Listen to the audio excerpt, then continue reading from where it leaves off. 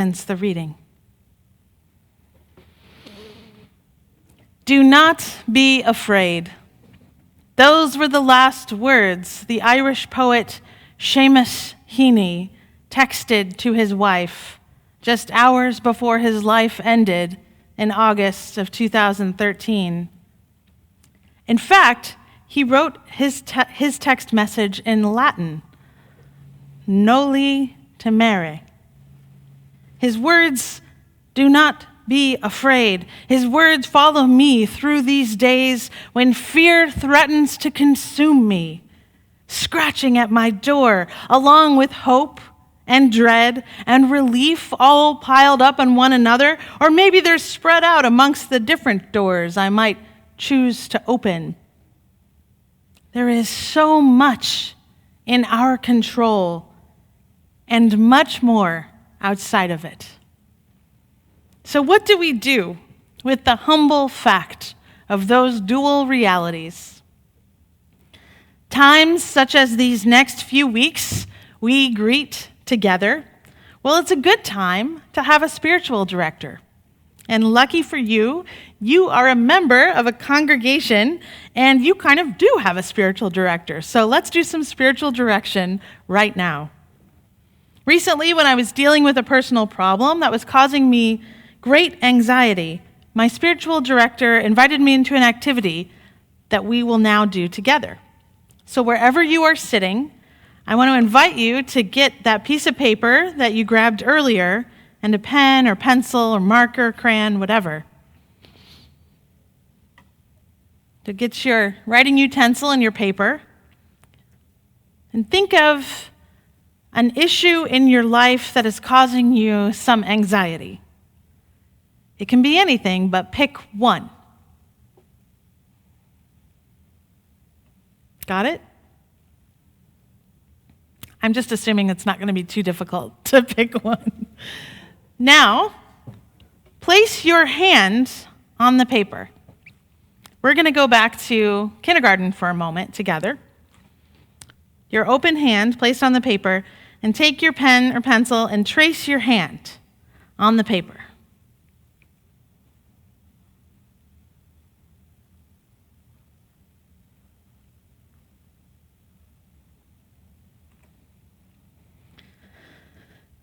And once you've done that,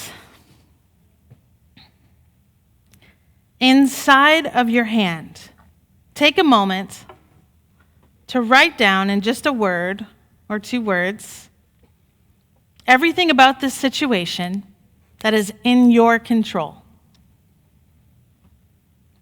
I'll give you a minute to do this. Inside the hand, write down what is really in your control about the situation.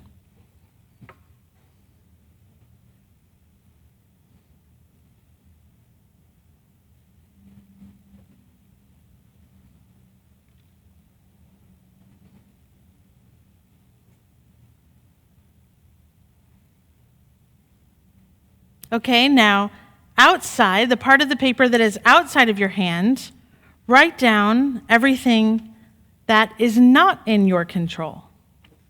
On the outside of your hand, write down in just a word or two all the things about the situation that are out of your control, not in your control. I'll give you a minute.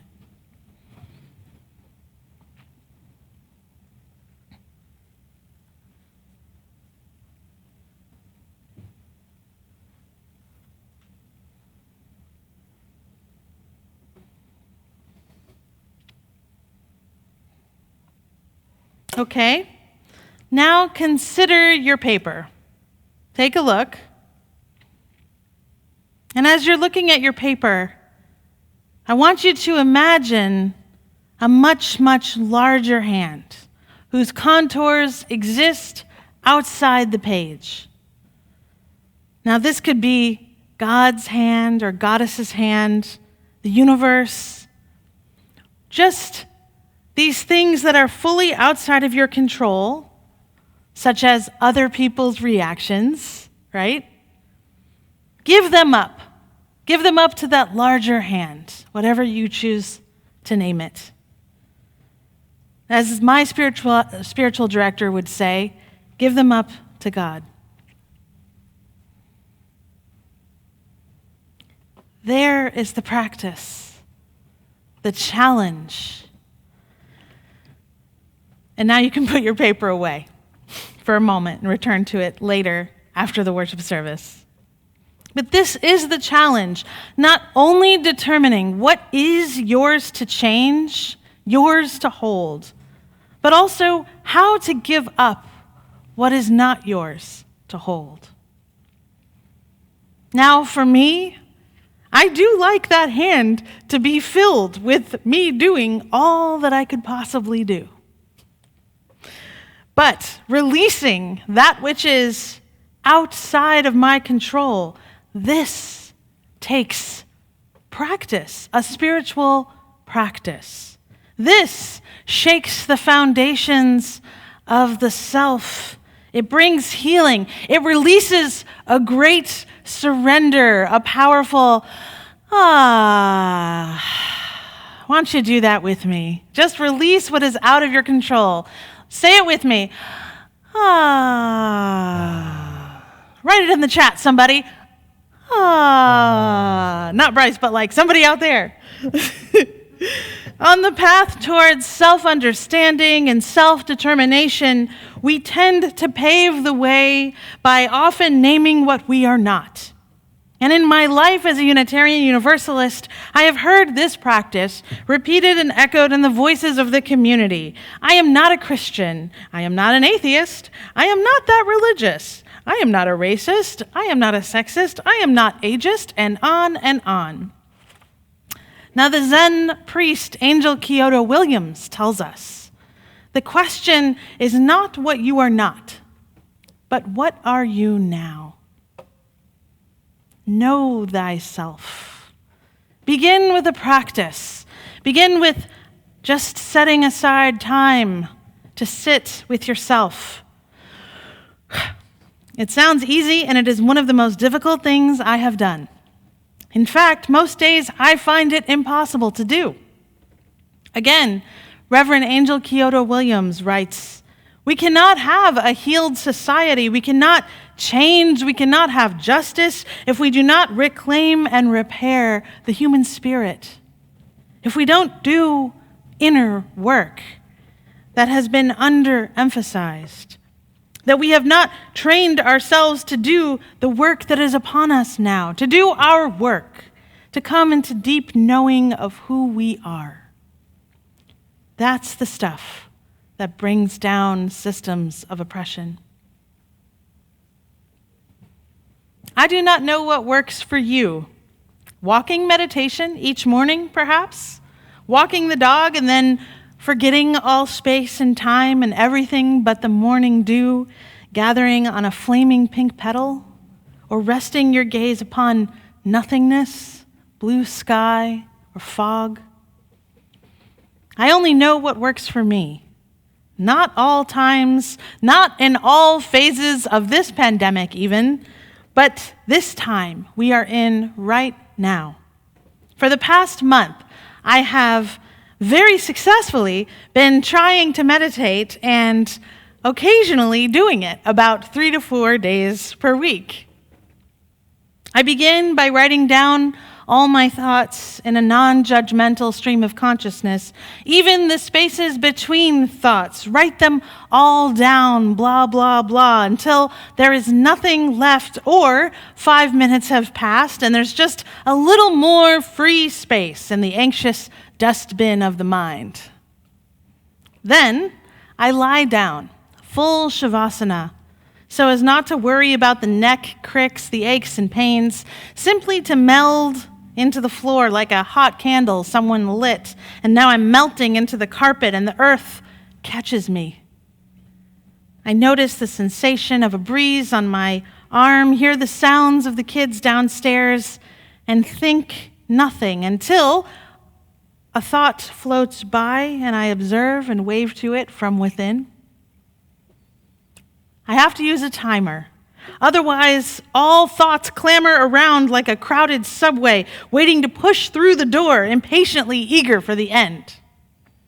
It's only 10 minutes. Sometimes it feels like 1. Sometimes it feels like forever, and so I work towards a mantra. Each week a word, one to breathe in and the same to breathe out. Something I want to cultivate, nurture, and maybe even birth into the world in some way. This week, it's been peace. Peace.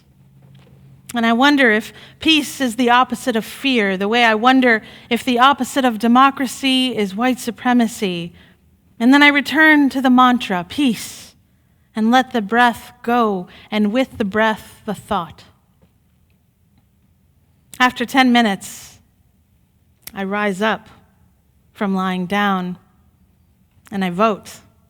Or I rise up and I help someone else vote. Or I rise up and sign a petition, or write a senator, or I make a phone call to someone who needs support, or I give money to something I believe in. There's the practice, the meditation, and then the action. Times such as these, we must pull out all the spiritual practice stops, all the stops. Now, this is a phrase, pulling out all the stops, that originally refers to the stop knobs on a pipe organ. You may know this, which are used to regulate the instrument's sound by selecting which set of pipes are active at a given time.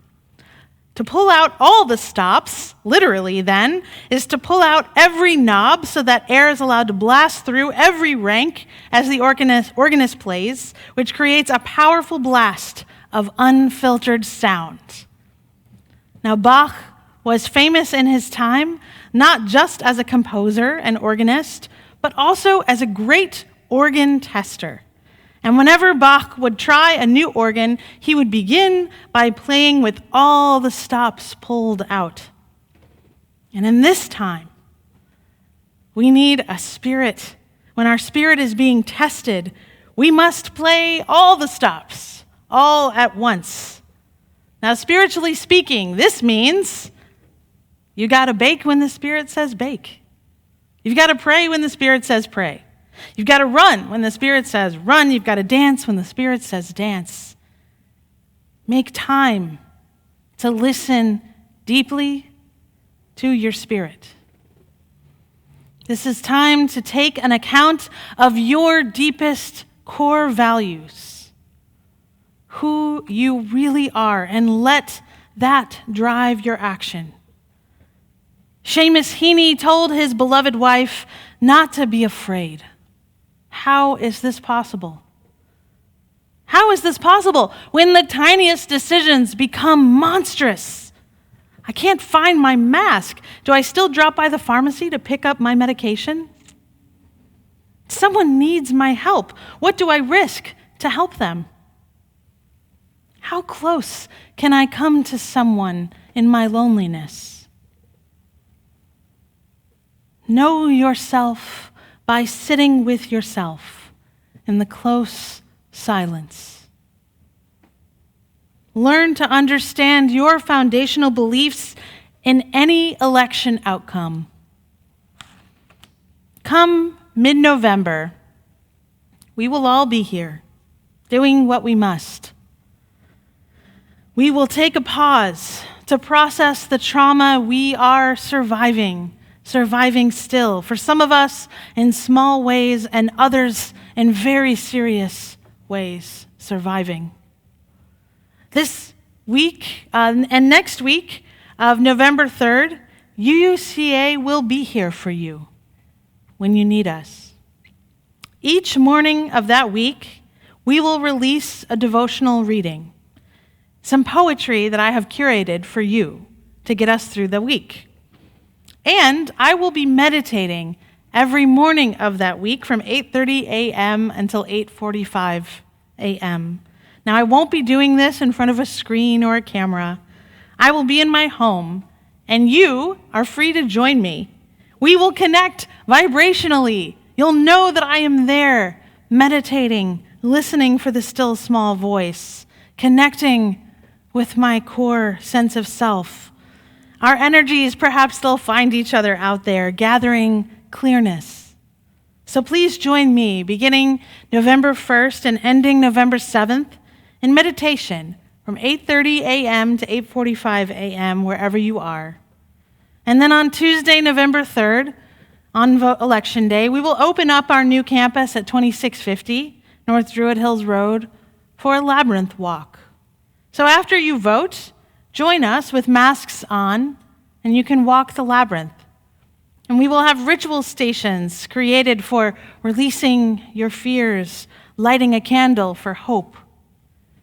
And we will offer a station for taking action, honoring that voting is one action amidst a life of service, remembering that people have worked for justice long before they had the right to vote, and we will work for justice long after we have voted in a single election.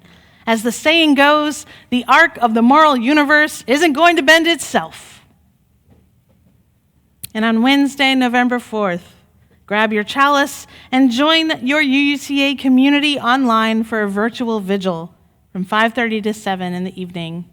All the details of these activities will come to you in subsequent publications. Don't worry, you don't have to remember this. But I do think it will be important for us to see each other's faces, to express what we need to express, come what may.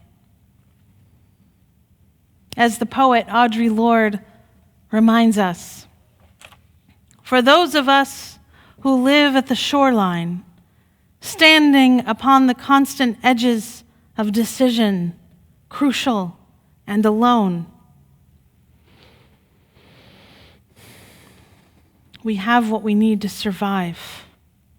This Halloween, when the monsters under the bed may be real,